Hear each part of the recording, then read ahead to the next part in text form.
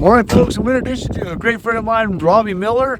I'm following this one out of Africa. So he is a farrier from South Africa that has risen to the heights of our industry, which is pretty amazing considering. In this particular interview, we talked about the Miller medial lateral gauge, and I actually did do a video on how to use it. So if you go to my YouTube channel, you'll be able to find that. So let me introduce you to my great friend, Robbie Miller, AWCF, ASF, Fitz Examiner. You're going to love this interview. We're clear to take off. Robbie. Chris, welcome back. thanks for having me here. It's so good to be here. All right, I want to introduce one of my best friends, Robbie Miller, and we've been friends for a couple of decades now. Yeah, it's been a while. I've been to your place several times. You've been to mine. We've traveled a lot together, competed together, and judged together. Yep, examined together. Yeah, Yeah, done some stuff. yeah. Oh, no, we have. We were young once. We were. So Robbie is a South African and also an AWCF, also a Fitz Examiner and ASF. And I don't know if an American could understand just what that means for someone in your part of the world to have accomplished that. So what's your journey been like? Oh, it's been amazing. I don't know if we met in 2002, I think it was in Calgary at the WCBC back in the day, remember? Yes. Yeah, and so the World Champion Blacksmith Competition, yeah, at Calgary at Stampede. Calgary Stampede, yeah. And I think the last time that I competed at the WCBC was the year before it ended. Okay. That was when you and I competed together. And it was rain. Yeah, Oof. and we competed at the Heritage Park, remember? Right, and it was brutal. Yeah, and we did it was your first tool and fuller. First tool and fullers. And I struck for you. Yes, you did. And you got a brilliant run. Oh, yeah, and my shoeing, I was so happy with my shoeing job, and I was so ill, remember? Yeah. I was coughing and spluttering, and Yeah, I do remember that. Yeah, I didn't want to do that class, and you said to me, you've traveled so far, you're doing it. You're welcome. Aren't you happy I did? Yeah. Well, and then I judged it in 2017, and I think that was last year. It was at the park. I think so, yeah. Yeah. It's in our era, that's how you learned. Yes. That's how you got better. You got exposure to those guys. Yeah. And you put yourself amongst them, and then you fought that fight. But you were there with the South African team. It was you and Scott and and Colin Seymour and Ian Pope. Right. Yeah, that was in 2005. Okay, well, when I met you, though, in 2002. No, 2002, it was Scotty and myself. Okay. Yeah, and then Conrad Tro and... who is also South African. Yeah, and I forget the name of the fourth guy, an American guy. Yeah. That wore a green and gold shirt. So, yeah, we had, it was fun. Hey? Well, what year did you come? I remember you guys were watching me in the speed class, and I was out way ahead of everybody, and then you come to me afterwards and said, you've got... Oh, Blueberry has an opinion about our conversation. But I had my fire just right, and I got out ahead of everybody, and you came to me and said, you've got to come to South Africa. So was that That was 2002. It was 2000. Do you remember that? Yeah. Okay. All right. Yeah. That was pretty much how we met. Okay. Yeah. All right. That's a long time ago, hey? Man. Oh, and a lot's happened since. Yes. Yeah. Well, the first time I went to South Africa, I remember I poked a hole in an aluminum can with a nail, and everybody was like, "Oh wow, look at that!" You remember that? No, I don't. Because I was showing them how to size a pritchel.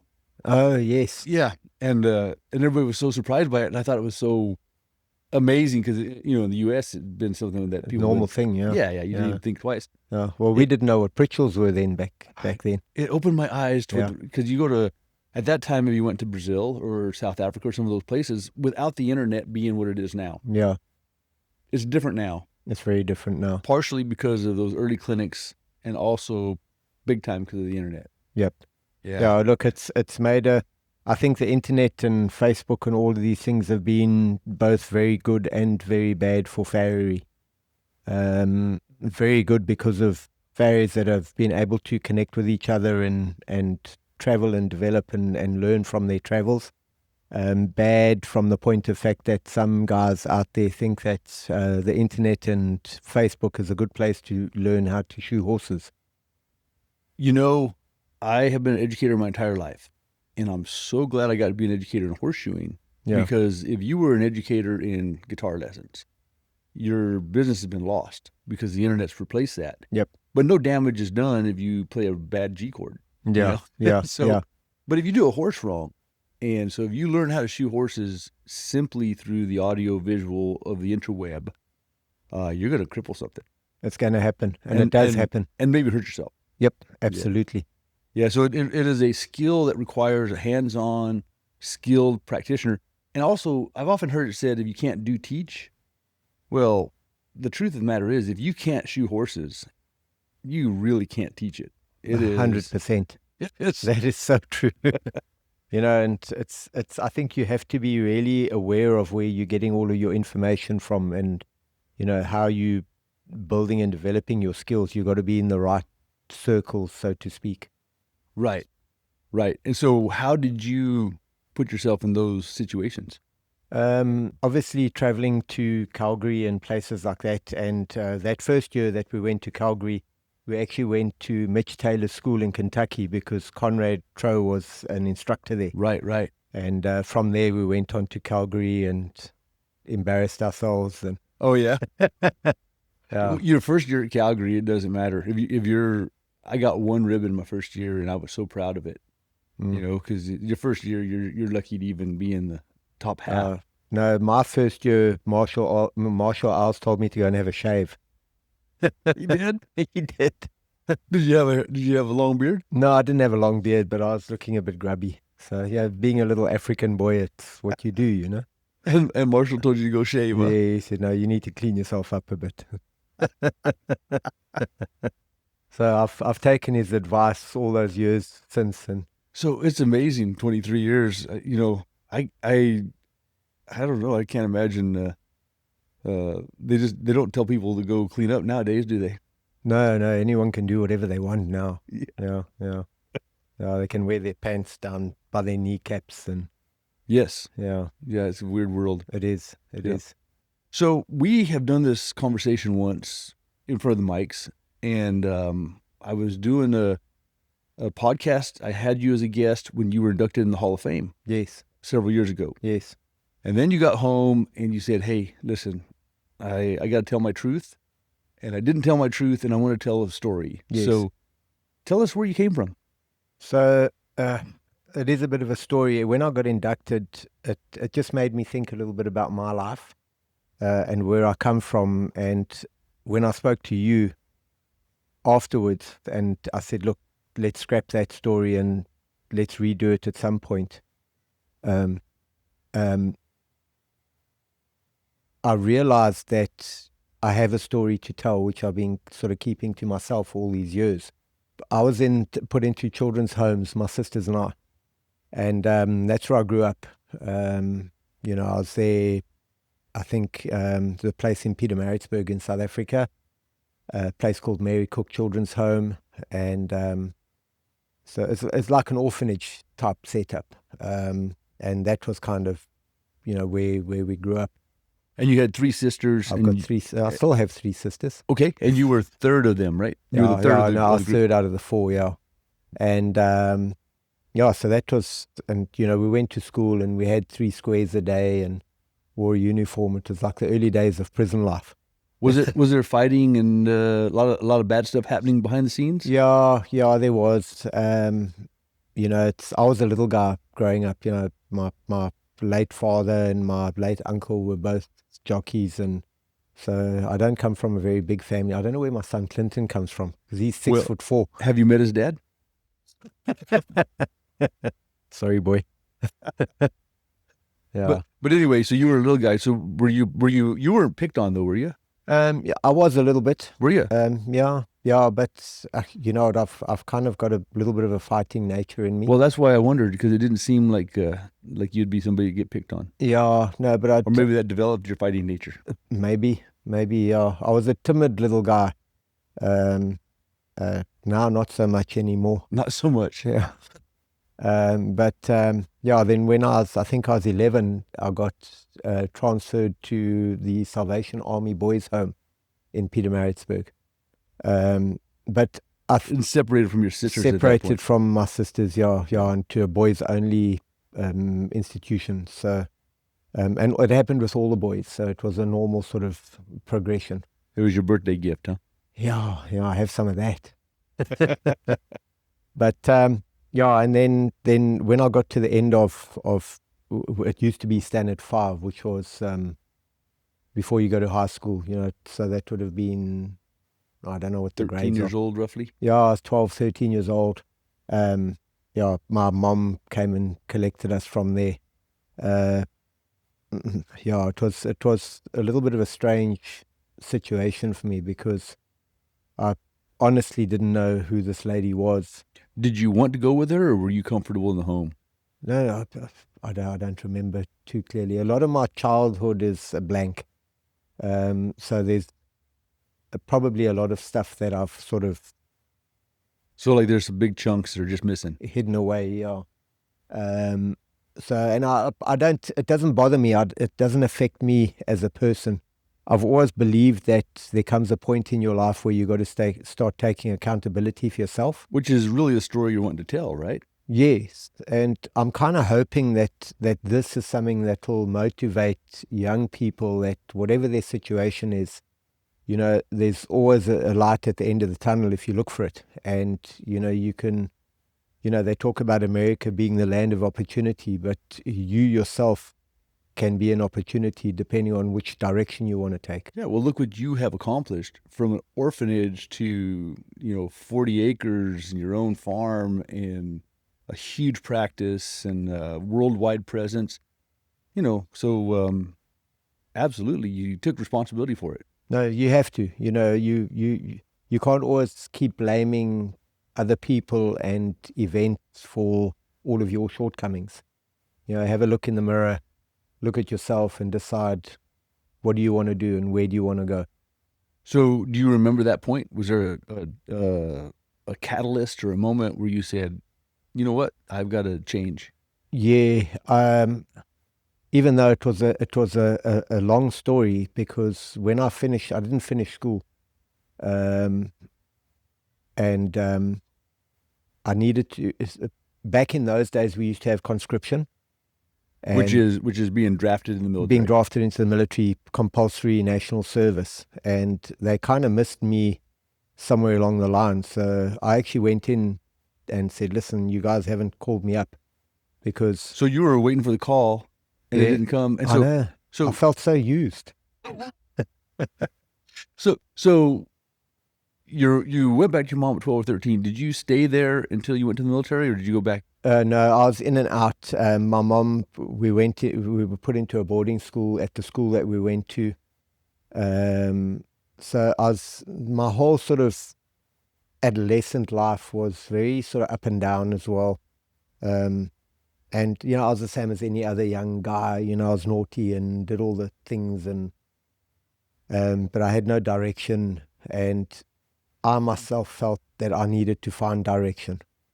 And because I think I didn't finish high school, the military used to come around when the guys were in sort of grade 11, grade 12, and then they'd come and do all of the sign-ups and everything. And I wasn't there, so I think that's probably how I got missed. I see. Okay. Yeah. And so I went in and said, listen, guys, I need to go. And I did my 2 years national service, and then I did another 2 years. I signed on permanent force. And so those 2 years, you became a drill sergeant, basically training new recruits. A corporal. A corporal. Yeah, I was a corporal, 2-line in. I did my first year, I spent on course to become a non-commissioned officer. And my second year, I was a 2-liner corporal. And when I was done with that, I signed on permanent force, because all the while I knew it was going to be horses. So, and I got too big to be a jockey. I didn't want to train horses. And Farrier was the way to go. And we had an elite mounted unit back in those days. And that was where I went. And did you go as a mounted soldier, or did you go in particularly for Farrier? Particularly for Farrier. And how did you specifically, even know about Farrier? Just from the stories of the track, or had you been on the track? So no, it was, I had some friends at school whose father was a racehorse trainer, and they used to shoe his horses. And Mark and Craig Newton. I actually recently made contact with Mark after many, many years. He didn't really remember me. But he had him and his brother Craig, who's just recently passed away in Australia, they had a huge impact without them even knowing it on my life. And they were the catalyst that made me want to go to the military and do an apprenticeship there as a farrier. And they were just farriers. They weren't military farriers. No. They were just schoolboys that shod their dad's horses. Oh. Yeah. So they weren't even farriers, really. No. But it was, seeing them doing it, it was just like, wow. And that was it for me. Yeah. But your dad had been a jockey. Did you ever spend time on the track with your dad, or? No, I never did. It was just stories that I'd been told. No. What about grandparents? Were there no grandparents in the picture? No, I didn't know my grandparents at all. I don't remember them. I remember my gran on my mom's side, because that was when my mom came to fetch us when I was 12. Then I suppose I can say I met my gran.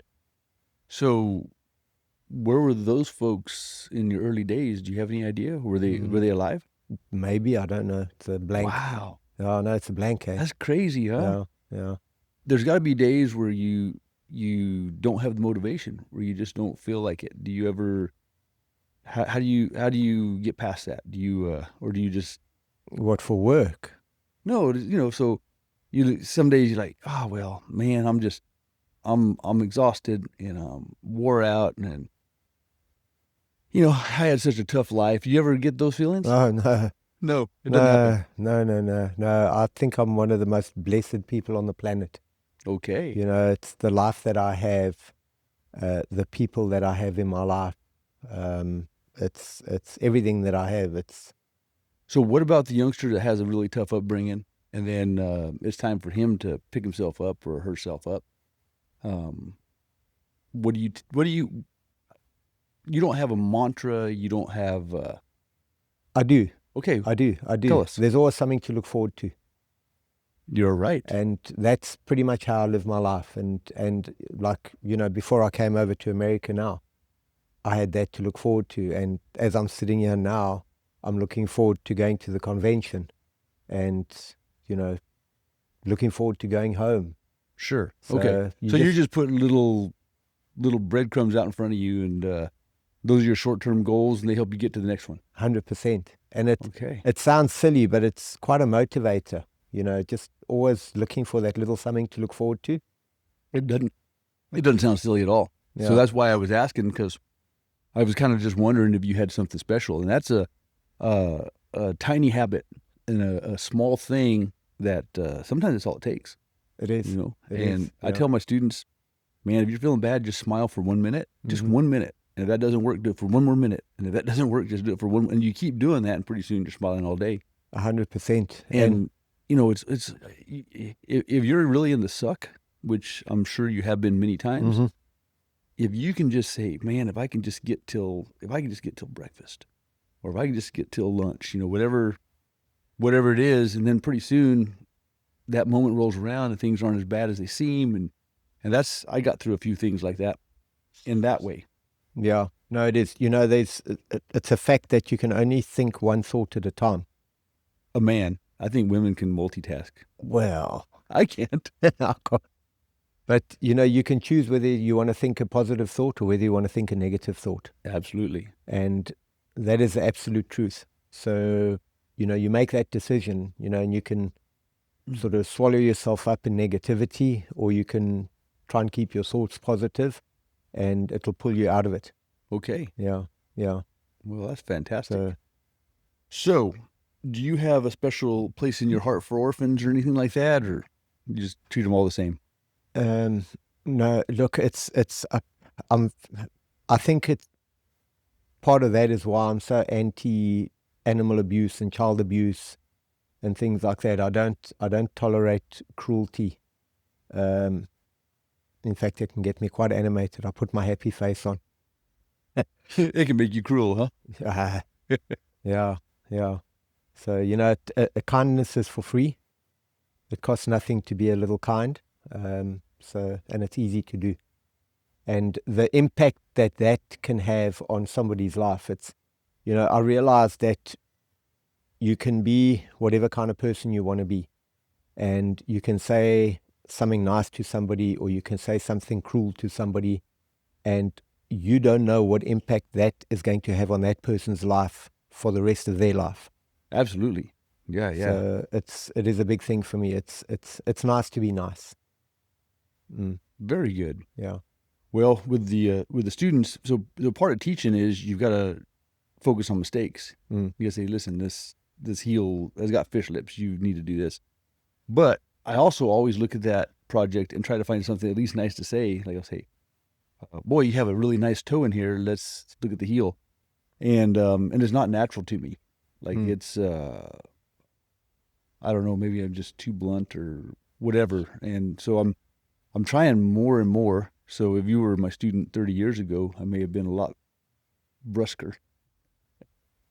And now as I keep trying to find the bright spots in every little thing to help them, because the words of especially an instructor or a boss can be huge, huh? They can be, yeah. But oftentimes I think, actions speak louder than words. And if you're trying to explain something to somebody and they don't listen, and you choke them, it kind of helps to motivate them. So would a choke be a kindness? Yeah. Jiu-jitsu is a very loving art. Yes. Yeah. A lot of hugging. Yeah, they call it the gentle art. The gentle art. Yeah. The art of folding people's clothes with them in it. Love it. Yeah, so, actions do help a lot when you're trying to teach somebody something. Okay. All right. And you had to do that a time or two with your team, huh? Oh, once or twice. Once or twice. Yeah. Yeah. No, they notice quickly when my happy face comes on. Okay. Yeah. Suddenly horses are being shod and... Hey, tell us about certification in South Africa. How did you end up with all these letters behind your name? Okay, so I remember it was back in 2008 or 2009, you'd written an exam for Brazil. I don't know if you remember that. Well, before that, I judged your first ever exam. Oh, yes, of course, yes. In 2005. Right. But that didn't go anywhere, right? No, it didn't. It kind of we had the South African Farriers Association back in those days. We've since now started the SAAPF. It's now the Southern African Association of Professional Farriers. So it kind of covers the subcontinent. We've drawn countries like Namibia and Zimbabwe in as well, which is desperately needed. That kind of sort of fell flat. Well, I showed up to judge your national contest to select your team, and I was there a day early, which was by, I don't know who hired me. Was it Scott? It might have been Scott or Army. Yeah. And they said, oh, since we have an extra day, we thought maybe you could judge our exam. Oh, yeah, whatever. There's 47 horses. Yeah. That got judged that day. Your hands are still sore. I was like, yeah, I don't mind judging the exam, but boy, that was a long day, huh? Yeah, no, it was. I remember that. Yeah. And I can't remember my steward's name, but he was like an older guy, and he had a pith helmet. And I wonder who that was. No, I can't remember. I want to say it was Pete. Peter Strong, maybe? I don't know, but man, we both lost weight that day. But then you contacted me a few years later after the Brazil thing. Yes, yeah, and so I think that was probably the precursor to Fitz becoming Fitz. That is how Fitz became Fitz, because I had done some stuff in Brazil. They asked me to write an exam for their association, and I did that. And it just so happened you called like a month later. So I called the folks in Brazil and said, hey, if you don't mind, can I use the exam I just wrote for you? And they said, yeah, of course, no problem. And so then you and I got together and we said, hey, this could go somewhere. Yep. And so that became the Farrier's International Testing System. Yes. And man, where is it now? It's South Africa, Brazil, Argentina, US. Mexico, US, and, Australia, New Zealand. Weren't there some other Southern American countries? Well, we did Argentina, Mexico, and Brazil, And wasn't there Chile? Well, we talked about Chile, and we were going to do Uruguay. I've got to go to Brazil and Argentina in April Okay. next month for FITS exams, and we were going to go to Uruguay at the same time. Okay. But I don't think we put it together. Okay. And I can't remember. I don't know. Did we ever do one in Canada? No, I'm still waiting for the call. Okay, all right. By the way. Okay, all right. Well, and then we were going to go to Dubai. Yeah. I was busy working on Dubai, and then it somehow fell a bit flat. Yeah. So I'd like to still inquire about that. I've got some friends that are shoeing in Dubai, and I'll see if we can try and pursue that. Yeah. Yeah. Well, but just not at the moment. We'll wait till everything settles. Yeah. Dubai is a little bit with Iran and everything. Yeah. Well, Kim Broad and Bob Sims, Steve Riggs in Australia really took the ball and ran with it. 100%. It's and they're pushing it so strongly in Australia still. It's doing amazing.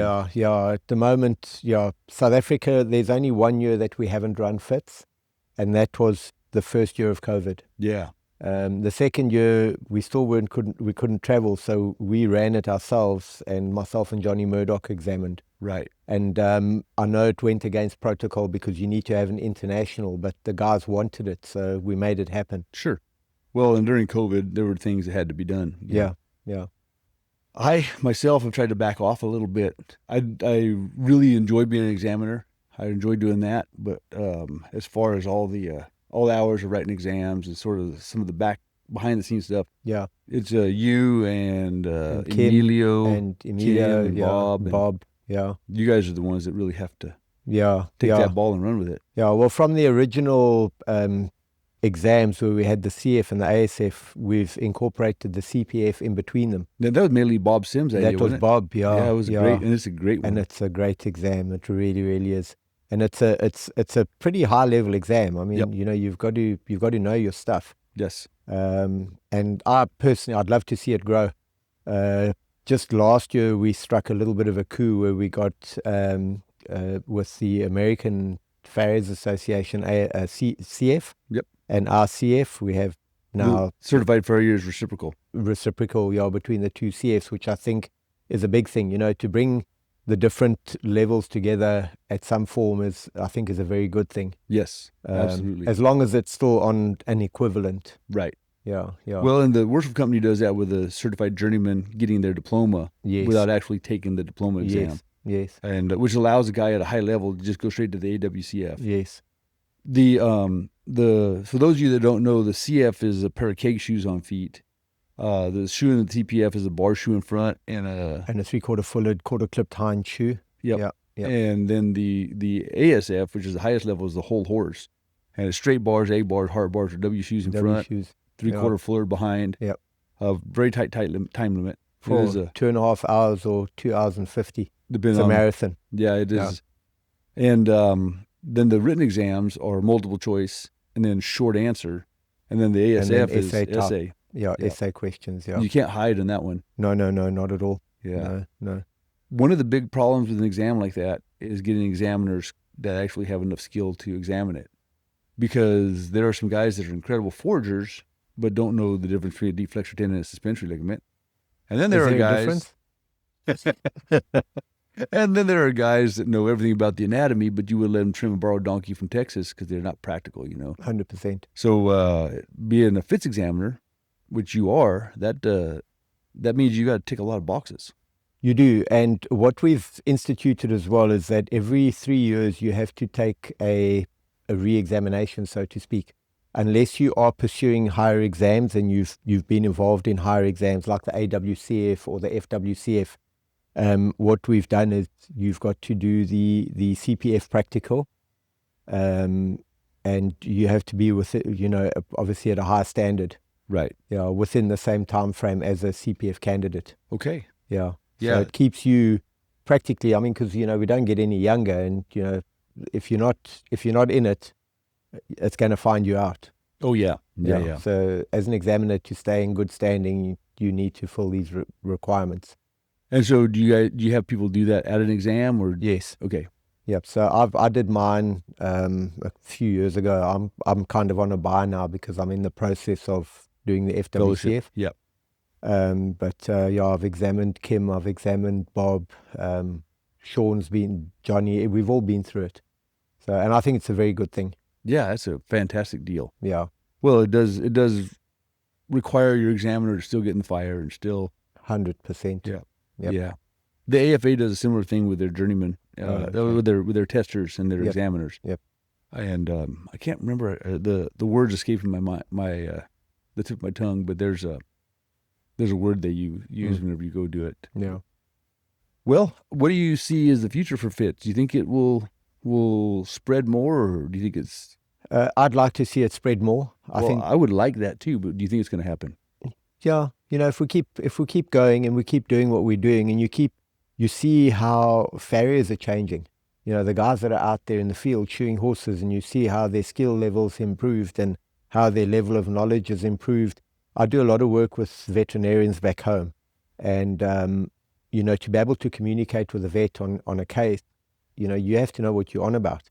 The exams did that for you, didn't The they? exams did that for me, and well, not the exam itself, but the process. Exactly. Right. Yeah. Because the exam was there, you had a target, and because you had a target, you did the work, and because you did the work, now you're able to do the thing. 100%. And, it's something that I keep speaking to young people about. There's a big difference between studying and learning.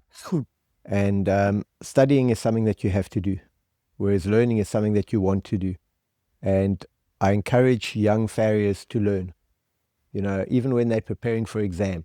I know it's just a word, but that word is a motivator. And when you have guys learning, because learning is a want to, it makes a huge difference to their mindset, and they actually knuckle down and they get on with it. Studying is a chore. So that's the difference. Since you didn't finish high school, having to learn this anatomy and theory and conformation and pathologies, how did you do it? No, I was very lucky. In my formative years, I used to win prizes at school for reading and for writing, and so being able to get into the books and that it's not hard wasn't work that for bad. me. Yeah, Okay. It's not hard work for me. All right, so you just didn't graduate because you didn't care. It wasn't.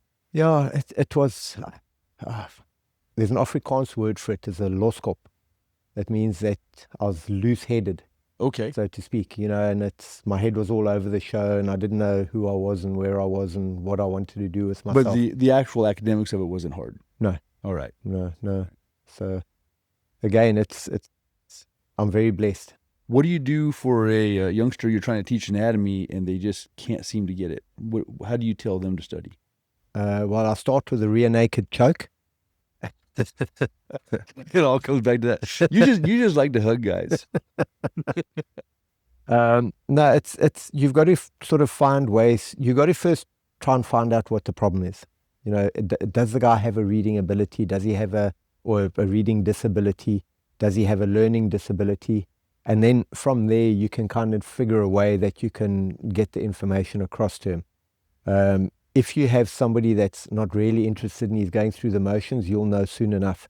If you have somebody that really does want it, you'll know. And he's the guy that you're going to put the effort into, because it's, we don't have farrier schools in South Africa.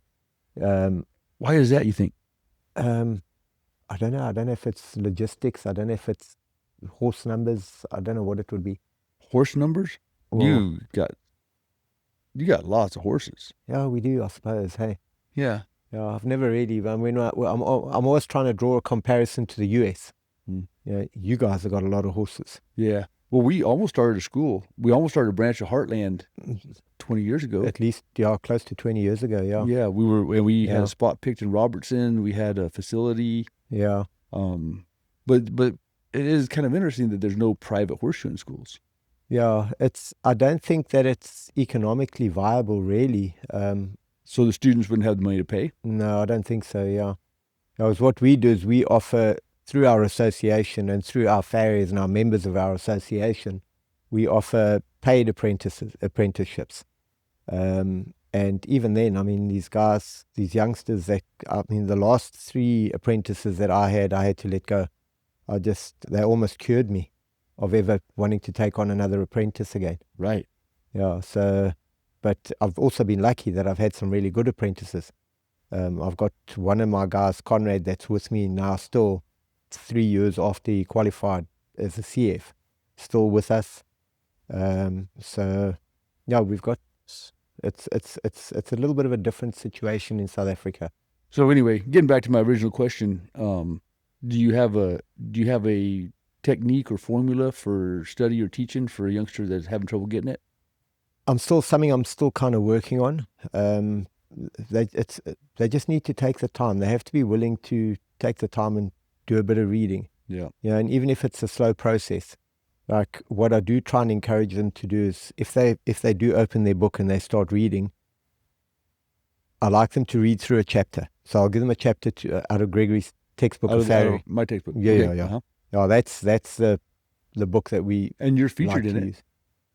Oh yes, that's what made me famous. I forget.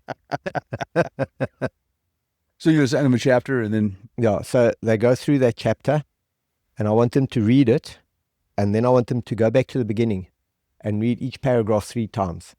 oh wow. Yeah, because that, oftentimes even I find myself doing it where I'll start reading something and then my mind kind of drifts off. Right. And I'll get to the end of a paragraph and I'm like, what did I just read? Yep. So by going back and reading that paragraph 3 times after you've read the chapter, I find it tends to help to retain that information. Yeah. I often try to get my people to do flashcards. So we thought about making flashcards where it would say, let's say it said deep flexor tendon on the front. You turn it over and there's a drawing of the leg and deep flexor tendon, origin, insertion, function, And so we were going to produce those. But if people have flashcards they can buy, they're not nearly as good as if they have flashcards that they made. I like that. Yeah. Yeah. Have you done that yet? Or? No, I haven't. If I can get my students to actually do it, they really retain it. And then when they're in the middle of a test or if they're having to work on a horse and I ask a question, sometimes they can pull that picture that they drew out of their head. Yeah. Well, there's no magic formula, but I thought you might have something. I heard that 60% of Americans are reading at a 6th grade level or below now. And I don't know if that's true or not, but it certainly seems that the attention span of my students has seemed to be shortened, like to the length of a TikTok reel, And so I don't know. The world has changed. The world has changed. It's people are not used to sort of standing upright and looking ahead, because everybody's looking here. Yep. And you're right. It's changing our length of attention span. Yep. And with these young people nowadays, they're all looking for the easy way through. Sure. I think it was Craig Turnker that said that you have to go through the suck, and you do have to. If you want to get anywhere in life, you have to go through it. And youngsters these days, I get calls all the time. Is there a quick course that I can do with you to become a farrier? No, no, not going to happen. Well, there's no quick course to become great at anything. No. So it doesn't. There's no replacement for the number of hours that somebody's willing to stand behind an anvil. No, exactly. And if you want to learn how to play guitar, there's no exchange for the amount of hours you spend with that guitar in your hand. Exactly. Or if you want to get good at anything, if it doesn't even matter what it is. If you want to attain a skill, you may have some natural talent. You may already have just a little bit of a better eye or whatever. But if you're really good at AI, it's not going to replace your ability to pick up a foot and trim it. 100%. It's Yep. Yeah, we actually had a little thing recently where a group of the stud farms back home got somebody to come and teach their grooms how to trim horses. So, in a couple of days. a 2-day clinic? A 2-day clinic, yeah. I've been shoeing horses for close to 40 years and I'm still learning how to trim, and I like to think I'm pretty good at what I do and I'm still learning. Of course. And so, yeah, it does kind of frustrate me when you've got a country like ours where there's no legislation on farriery that people can do this kind of thing, because it takes food off of farriers' plates. Well, it does and it doesn't. Did that program, was it successful? I don't know. Are the grooms now taking all your business? Not mine. Well, then it wasn't successful. Yeah, but there are other farriers where they have. Yeah, but in my opinion, there is room for everybody at the table. And if a customer thinks that little of their horse, or has, if they don't care enough that they're going to let a really low quality practitioner do the job, that's on them. But it actually makes my business better when there's a bad guy in the area. Good point. Because, yeah, in the United States anyway, we don't have legislation, and I am very thankful for that. And I fought against any legislation because the demand for farriers is so great that if you put one more legislation on it, it's going to be even harder to become farriers. Okay. If it's hard to become farriers, there's less farriers to do the work. Now there's even more horses that don't get taken care of. And the bad guys make the good guys look even better. So that little 2-day course, it didn't affect you one iota other than make you look better, probably. Yeah, well, there's one farm that I work on in South Africa, and for 3 years, they broke their own record for the highest number of stakes winners in a season. And then in the 4th year, they equaled their record. This was now this last season. They've just had a sale now where their average of 18 horses that went through the sales ring, the average was 1.5 million per horse. So, and did they hire the guy to come do the clinic for the grooms to trim? No. Our people didn't send anybody there. Yeah, so it's your abilities speak for themselves. Yeah. And when I see bureaucracy get involved, in the first few years it might be good, and maybe they have a good high level, or maybe they have to lower the level to the lowest common denominator to get that guy a license. So now you have a guy who's 40 years in it, AWCF, ASF, and he has a license that says Farrier, and you have a guy that's 1 year in it and was just able to get past the exam with 0.0007, and he also has a certificate that says Farrier, just like the guy's been doing it for 40 years. Yeah. So the only thing that changed was now you have a bureaucracy that has a hand in your pocket and a little bit of a way to tell you what to do, and it also gives the owner something to beat you with, because now if the owner gets mad, they don't take it up with you. They call the board of farriery in your country, and now the board is getting involved in your business. I don't know what my English friends would think about it, but I bet there's a lot of them that wish that it wasn't the way it is. No, I agree with you. It kind of brings to mind the education system in South Africa, where the high school pass rate was dropped to 30%.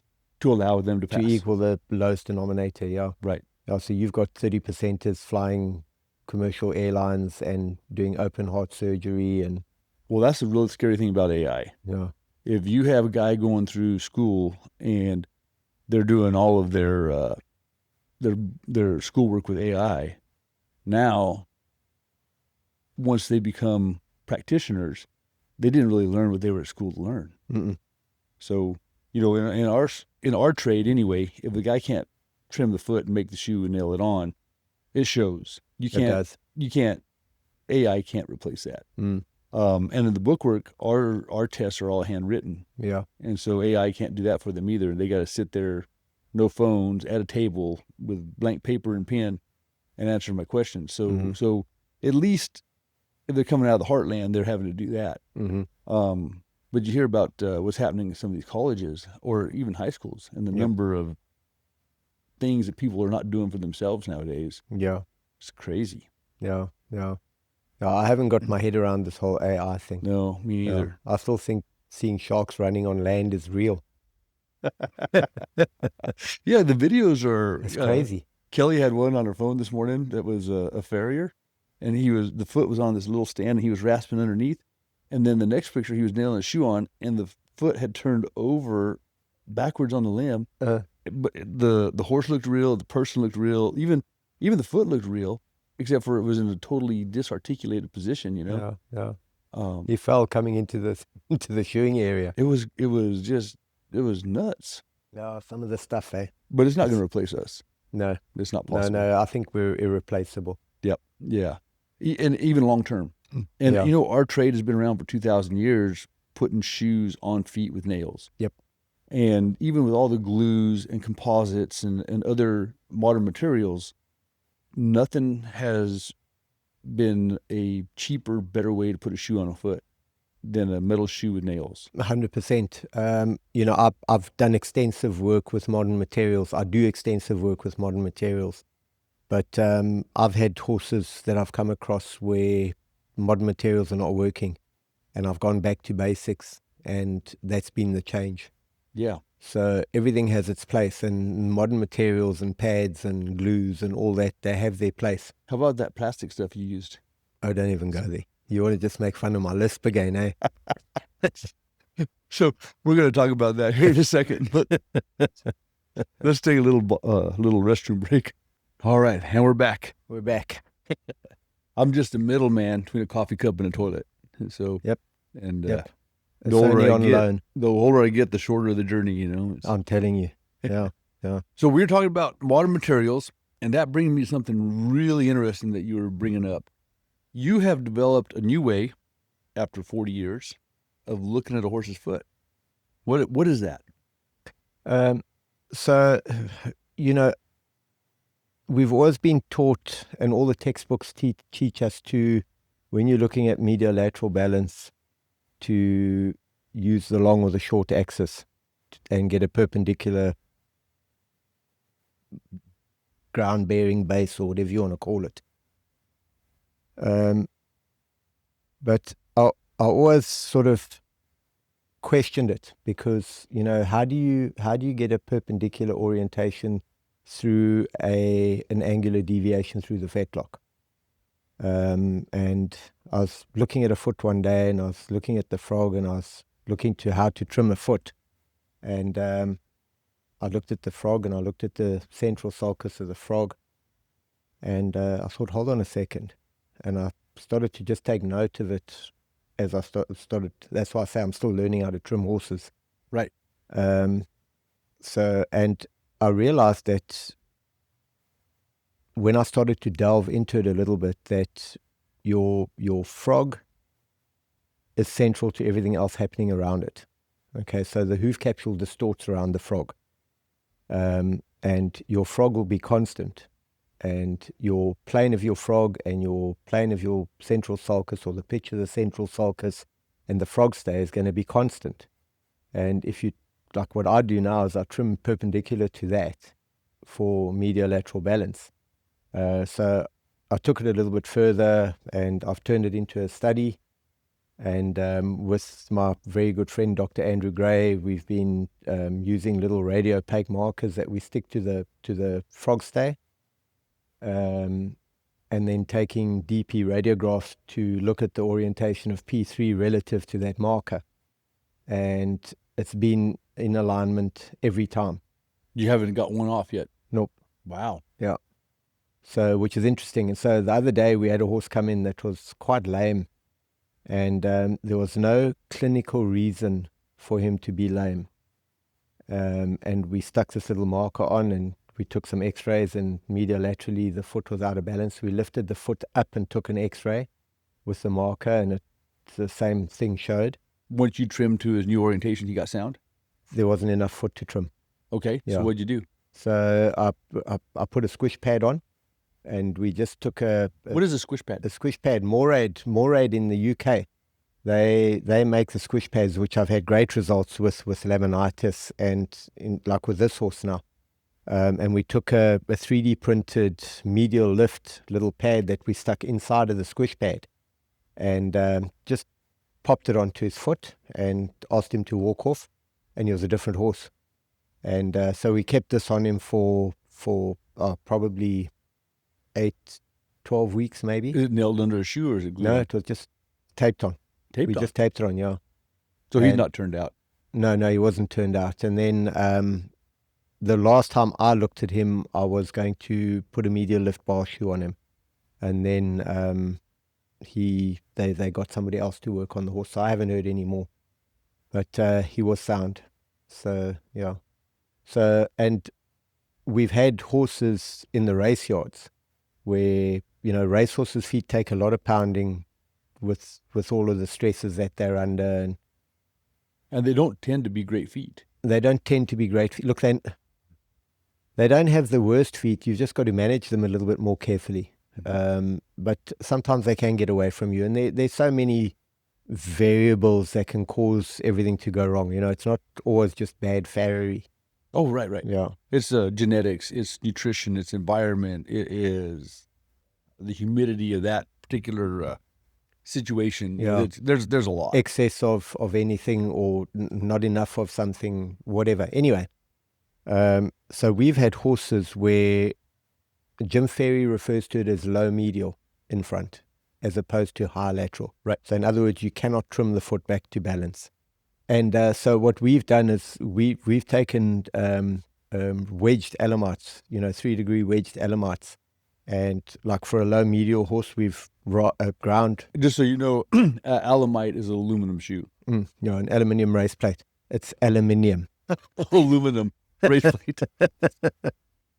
Yeah, so, and then we grind the lateral side down so it's flat like a normal race plate. And so we've basically made ourselves a little medial lift shoe. And we take the shoe on, and then we just grind the lateral nail down smooth. And we've had incredible results with that. And horses have sounded up in days, horses that shouldn't be unsound. And they've won races. We've taken horses from people wanting to get rid of them to running in Group 1 events. So yeah, we've had great results with and it's all based on the theory that I have of using the frog stay and the central sulcus as a guide to achieving medial lateral balance.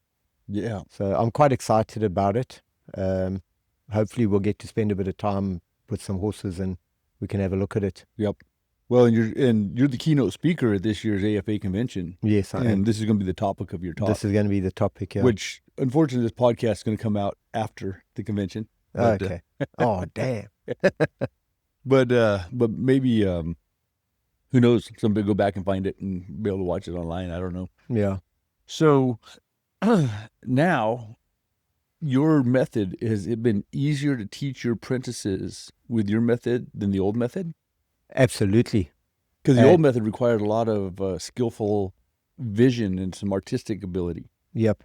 Yeah. So the method is, it's not anything complicated. It's just being visual and looking. We're talking about teaching young people. Farriers, I believe, are very visual, but also very tactile creatures. And, looking and feeling and touching is how we retain information. And this is just another way that I use as a guide to help my guys to achieve what we're looking for with the horses. My whole practice consists of performance horses. And being performance horses, everything is results orientated. Right. So we have to make sure that we're on top of it. And in order to do that and to get the results, you have to be consistent. And this consistency is what I bring through to all of my guys in my team. And using these guides helps us to keep our horses sound and to help them perform. Yeah. Well, and it's a tough thing because you have a multi-farrier practice and you service a tremendous number of horses that you can't put your hands on every one of them.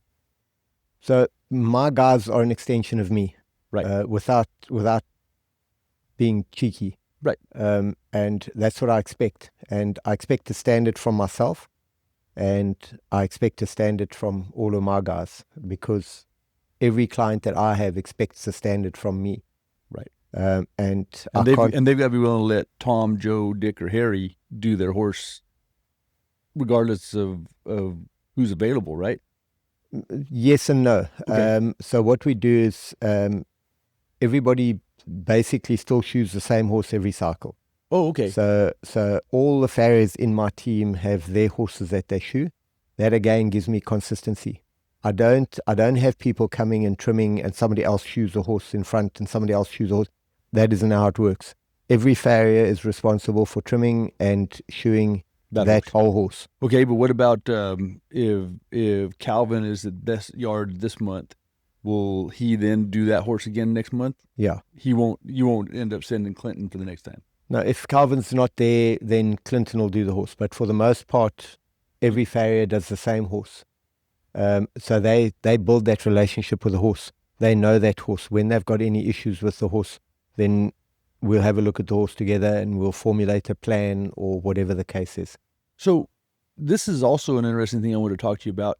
Well, first, before we leave the trimming thing, for me, if I have a horse on flat ground, level ground, I want the platform, which is my trim foot or the shoe that I put on it, to be under the axis of the bony column.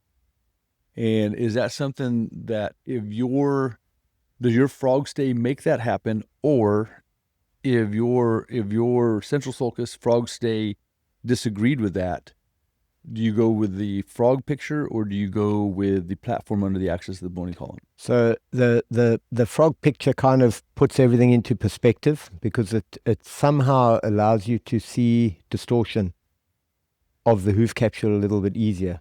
And then when you're fitting your shoe, you can allow for that conformational compromise, if you will. So like even with a race plate, I'm able to fit a little bit more laterally if I need to, or tuck it under a little bit or whatever. So if I say I want the platform under the axis of the bony column, is that something you're trying to achieve? Yes. Okay. And your frog stay helps you do that, or does it ever contradict it? It doesn't. I haven't had it contradicted yet. Okay. So that principle works. It does work, yeah. And the frog stay just helps you, or what do you call this little system? I guess it doesn't have a name. Well, you need to give it a name. The little gauge that I use I just call it the MML gauge. It's the Miller medial lateral gauge. It's a little gauge that helps you to see where the foot needs trimming. Right. Naming a trim is not a good idea. No, and I'm not talking. Yeah. So when I said it needs a name, I really as I think about that. Stephen does sound pretty good. It doesn't need a name. But it needs, I guess it needs a definition. Yeah. Because I guess it's a way of looking at feet that needs the definition, huh? Yes. Yeah, it does. It's, when this whole hoof mapping thing, everybody goes on about, using structures, external references that relate to structures within the foot. When you're looking at dorsopalmar, dorsoplantar balance. Mm-hmm. And then when you go to looking at medial lateral balance, you're referring to the limb. It kind of a little bit weird, right, for me. So it's looking at a lot of foals like I do. We've got a big stud farm that we work on, and we do a lot of foals. And looking at foals and foals that are developing, and trying to work on helping with angular and rotational limb deviations, it helps you to look at things from a little bit of a different perspective. And I think this was probably part of what sort of pointed me in the direction of looking at balance a little bit differently. And balance in itself has always largely been based on opinion. 10 farriers will give you 20 opinions on balance. Right. So it is kind of tricky, and I think for me, what I've been applying to horses for the last 6-7 years, using this that I'm busy with now, the results are there. We've got sound horses that are able to perform at their optimum, and so there has to be something in it. Okay. The horses that have come to us that have had mystery lamenesses, applying this, and these horses are signing up, horses that people have been wanting to put down, that have now, I've got horses that have been sound for years now, that people wanted to put down. For mystery lamenesses. So, and it's all just, well, I'll tell you what, people are going to hear this, basics, and they are going to really want to know what this is all about. Yeah. What we maybe ought to do, I don't know if we'll have time. Maybe we can make time. But we should get a horse and have you trim it with this gauge and talk through it and actually make a video of that. I think it's a good idea. Yeah. I don't know. If you don't find one, I didn't get it done, but maybe we'll. That would be That would be a smart thing to do, I think. I needed something that I could use as a reference, and that was how I came up with the MML gauge, acronym for the Miller Medial Lateral Gauge. And we use it every day. We use it on all of our horses. And in my practice, the results speak for themselves. We've got sound horses that are performing at their optimum, and we're getting the results. So I think there's definitely something to it. Yeah. And it's, the thing when people talk about the hoof, and they talk about expansion and contraction, and they talk about capsular distortion, and the whole barefoot theory versus shod theory, and when you talk about expansion and contraction, that's what you're talking about. Oh yeah, no, it's not millimeters. It's not like there's inch and a half of movement in a horse's foot, and it's the same thing with balance. Horses are extremely stoic, but at the same time they're incredibly sensitive.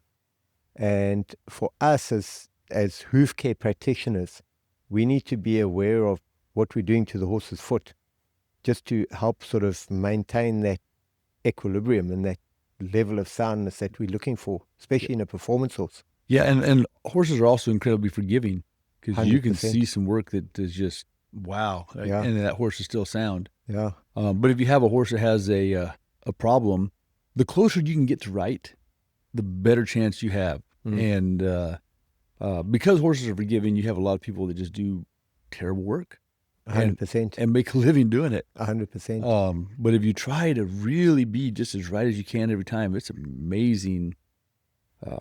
When you look at the foot after shoeing, 6 weeks later, if you had a problem, that problem is now multiplied, and you see the results of a bad trim 6 weeks later way more than you do on day one. And if you will be smart about evaluating your work prior to trimming the horse the next time, you can start seeing trends that you may have, and you start seeing things that you can do differently to make it better. Or at least I find that. No, I agree with you 100%. It's about accountability. Oh, yes. At the end of the day, you need to be accountable. You're responsible for that horse, and you need to be accountable whether you do it right or whether you do it wrong. And what I've been finding with using the system or this technique that we're using is that even with the thoroughbreds, the feet are coming out stronger, and it's kind of helping them to get out of their way, or us not getting in their way. Interference problems, Disappearing. we sort them out. If a horse is interfering, the first thing I'll look at is balance. And when you've got a bunch of guys that are shoeing horses, somebody's going to miss something somewhere. Sure. And one of my trainers will send a message on our WhatsApp group, because we've got a WhatsApp group for all of our trainers. So everybody's aware of what's happening all the time. Okay, so you have a trainer in that yard and if he says something on your WhatsApp group, the trainer in this yard. No. Oh, okay. Can you imagine?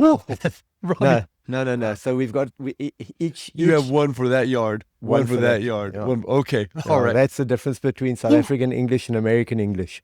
Yeah, so We have a WhatsApp group for all of our trainers. I'm like, holy cow. No. Yeah, we'll talk about that just now. No. No.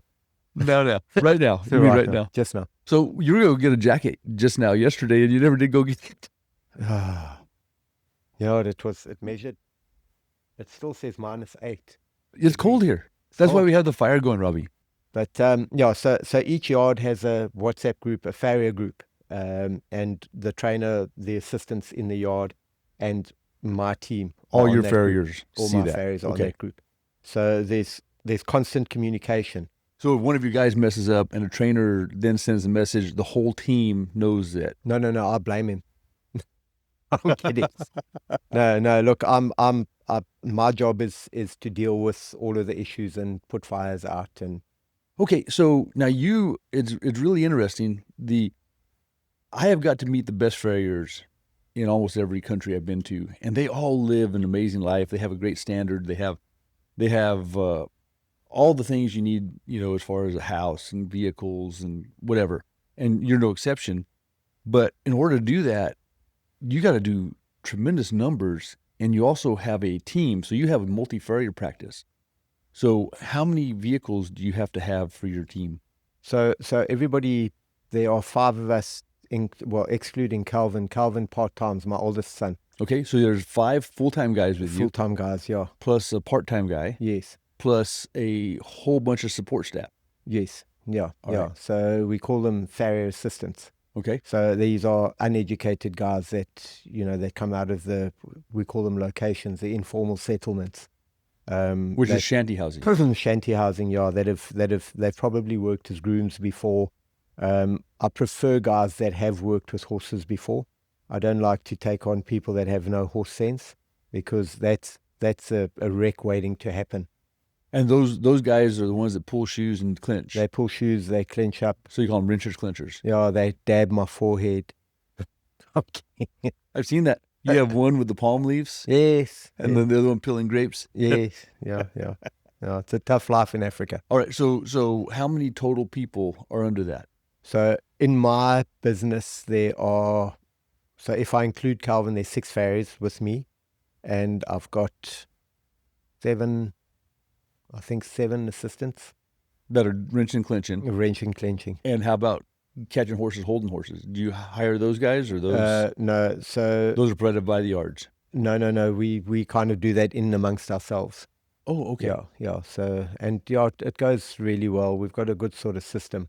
Well, when I shot horses with Andy Rivas that day, there were 5 white farriers, there were 6 black wrencher clinchers, and then there were each farrier, white farrier, had a holder that was his holder. And the holder was making so the farrier was making the equivalent of $35 to shoe a horse, and the holder was making like $35 for a whole week of holding horses and carrying anvils and getting stuff. So it was I don't know how long ago that was, but it was It's been a while. And all the holders were like, they were sleeping in the yards under gunny sacks. It was a crazy thing. Is it still like that? Yeah, I think it like Andy's still sort of running on the same system. My system of multi-farrier practice is based from Andy. Yep. Because Andy and I are very, very close friends. And he does a lot of numbers. He does a lot of numbers as well. Him and I and his and his holder and his wrencher clinchers, we did like 49 head between that morning and me going to the airport that night. It was, it's easy. It was unreal. Yeah, no, it's easy. Yeah. No, I mean, if they're 6 of us and we're each doing 10 horses a day, so it's numbers. A lot of horses. Yeah. But, it's still at the same time though, even though we're shoeing with race plates, so we use stall jacks. At one point we did have everybody with a stall jack under the horse. Well, when I shod with you, that's what we did. Yeah. So we've since actually learned a little bit, and we've put legs on our stall jacks. So we work the stall jacks outside the stable, and you get away from the horse to go and shape your shoes up and then back under the horse. So it's like having an amble. Yeah, so those little breaks between each other. Right. And that's made a huge difference, because,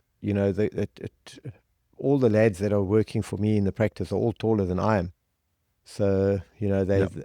Well, when I was shooting horses with you, those days were long because you never got out. No. And I've always said horseshoeing is a day of breaks. When you're on the horse, you got to break from the anvil. When you're on the anvil, you got to break from the horse. And that's what you're doing now. Yeah, that's what we're doing now. But in those days, it was just I know. Bent over. I know. You about killed me. Yeah, so, but it's good. And we've got a good system, and we get through them. With that many numbers, every now and again, something will fall through the cracks. Of course. But, you try and keep your record and make sure that everything gets done. Well, you were talking about the admin. And so who does that? Trish does that. Yeah, because between all of us, she is actually the only one that can read and write. So, but no, Trish is the mainstay of the business. She does all of our scheduling. She does all of we work on worksheets. And so every trainer has a worksheet, and every farrier has a worksheet, and those need to correspond. So if I shoe 10 horses in a day and I've shod X number of horses in different yards, then I put all of that on my worksheet, but all of that information goes into the trainer's worksheet. So then that has to... And so is she printing a new worksheet every morning for everybody? No, once a week. Once a week? Once a week it gets done. So every farrier has his list of worksheets, and every trainer has their worksheets. And does it include your trims as well? Trims, everything. Yeah, and then that all gets loaded onto. We use what's that, backroads system? Yeah, that's what we use, and it works pretty well for us. But wow, what a lot of data she's got to keep ahead of, huh? Yeah, yeah. And so then, when the trainer gets a new horse or something, is that a mess?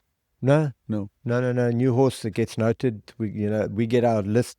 We get yard lists from the yards with which horses are in which stables, and then as the horse gets shod, we just draw a line through that horse's name, and then that goes onto the worksheet, Farrier's worksheet, and then into the.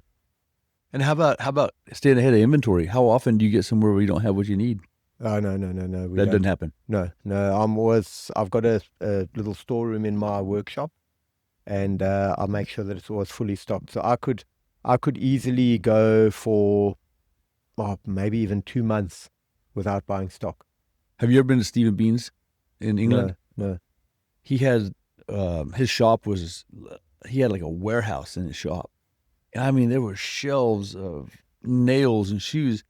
And I was like, Stephen, you got so much stuff. He says, I like stuff. Yeah. No, I hear. I You're the hear it. same, huh? Yeah. No, I'm the same. I like stuff. Yeah. Yeah. And So you have 2 months inventory ahead of time. it's a thing for me. I hate running out of anything. So I'll have boxes of rasps. I'll have boxes of nails. I'll have boxes of shoes. What do you make to shoe a basic horse in South Africa? Can you tell us? So in the race yards, I think it's. I speak under correction. Trish knows more about the charges than I do. So you're not even getting the checks. She gets them. Well, yeah, she makes sure we get paid. All I know is as long as I've got some money to spend, I'm happy. I live in the same world. Yeah, Yeah. Kelly will tell me, hey, listen, you need to dial it back, or Yeah, she'll say, okay, you can go ahead and go buy this. yeah. No, I'm the same. I don't know what's going on. I know about the work. Okay. Yeah. Do you have any idea what a rasp costs? I have no idea. No idea. Uh-uh. When I was there for the first time, I think one of the guys told me that you have to shoe one horse to buy one rasp. Yeah, I think we're a little bit better than that. You know, it's been a slow progression just to sort of, we're still way behind international levels as far as earning power goes. But the guys have been, as they've educated themselves to higher levels, which has been since FIT, guys are actually in a position now where they're earning more money per horse than they used to. And getting some respect. 100%. Yeah. And it's only right. Right. You know, we're of an course. integral part of the whole system. And we get to spend more time with horses than the vets do. I mean, vets are only called in when there's a problem. And charge a lot. And charge a lot, yeah. Yeah. Well, let's talk about another subject real quick. You're 59 years old, right? You'd never say, hey? You'd never say, no, it's No. a baby's bottom for sure. So what do you do to stay fit? How do you keep doing this? What year did you start shoeing horses, by the way? I did my apprenticeship in the military in 1987. Okay, that's Yeah. when I started getting paid for shoeing in 87. Before that, anything I had done had been our own horses or whatever. Yeah. But 87 is whenever I first got my first $23 to shoe a horse. And so we are 39 years from 87 right now. Mm. So how are you still doing it? Do you work out? Do you stretch? Do you do cold plunges? Do you? No, I don't do cold plunges. I offered this And morning. I don't eat hummus. You did this weekend. It was very funny because I said, you want hummus? He goes, no, I don't like it. And I said, well, come on, you need it. And so he ate it because of the peer pressure. No, Trish loves it, and she always gets it, and she always says, "Do you want some?" No, you bought it, you eat it. So, But how do you keep doing it? Are you just blessed? I think I am. I'm lucky. I did do a lot of jiu-jitsu. I haven't had time. I've had so much other stuff to focus on. Moving to the farm, getting our home set up and getting the farm set up, which is a never-ending process. Working towards the fellowship. So I haven't trained jiu-jitsu for a long while. So hopefully one day I'll go back. Do you think Well, if you haven't done it for a long while, are you suffering the ill effects? Like, are you sore? Are you hurting? I do hurt a little bit more now than what I did when I was training. Things like jiu-jitsu it's good for shoeing. So it's something that I do hope that I'll be able to go back and do. But physically I'm very lucky. I haven't had any major traumas. So I've been lucky. It's been a good ride. And do you have any thoughts on retirement? No, what's that? Okay. Yeah, no, I'll carry on doing whatever it is I'm doing. With my lads, I've got a little bit of a hernia that I'm going to need to sort out when I get back home. So the lads don't want me to get under any horses. They kind of push me away. But even prior to that, it was like, I've been doing, maybe on a big day, I'll do 6 or 7, maybe 8 horses. But my average is sort of 3 to 4 horses a day. I deal with a lot of problem cases, and if any trainer specifically wants me to have a look at a horse. Other than that, yeah. Whenever you get under a horse, do you feel the hernia? Does it bother you? A little bit. How about forging? It's recent. Does forging hurt you? Forging it, when I'm done forging, it hurts, eh? Oh, really? Yeah, which is quite strange. Like, yeah, you would think it'd be less work or less strain. Yeah, so like I'll go in the shop and I'll make a pair of shoes and I'll come out of there and I'm quite sore. So I'll sort it out when I get home. Yeah. Yeah.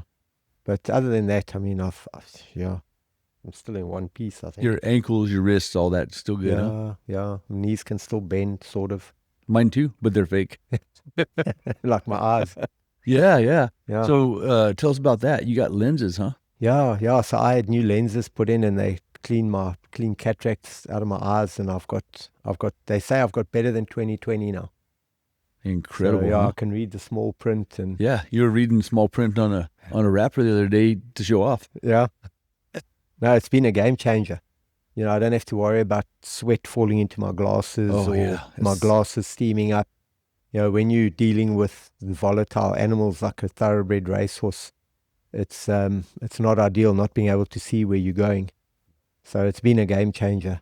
But I'm very careful of my eyes now. When I go in the forge, I've got safeties on. And yeah. Well, I wear multifocal contacts, and so a lot of my videos I'm not wearing safety glasses. But if I do get slag, it just hits a contact. It doesn't hit my eye. Yeah. So those of you that are always commenting on my videos where I'm not forging with safety glasses, they say, well, you're going to burn the contact to your eye. If it was going to be that superficial. bad, yeah, it would be a big deal. But yeah. What is your advice to a youngster that wants to become a farrier? Do you have any words of wisdom? I do. You're lucky here in the States where you've got schools like Heartland Horseshoeing School that a youngster can go to, and that's your base, your foundation to get you going.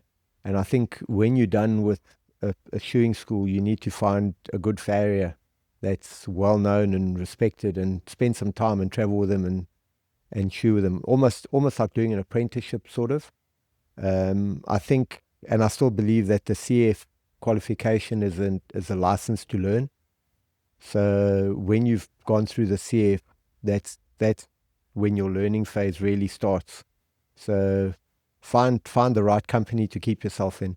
And learn, be a sponge. Excellent. Yeah. All right. Well, Robbie, you've given us lots to think about, and we avoided saying thermal plastics. Yeah. You got anything you want to add? Anything you want to tell us about? Is there any part of your story that we didn't tell you wanted to tell? No, I think I pretty much covered it. I think that the moral of the story is don't always think that there's no hope, because there always is. And give yourself that opportunity to find that hope. All right, brother. Yeah. Hey, as always, it was a real pleasure to sit here with you and visit with you, and I'm very happy to call you a friend. And likewise, thanks for having me, and this has been great. Yeah. Thanks, Chris. That'll be a great one.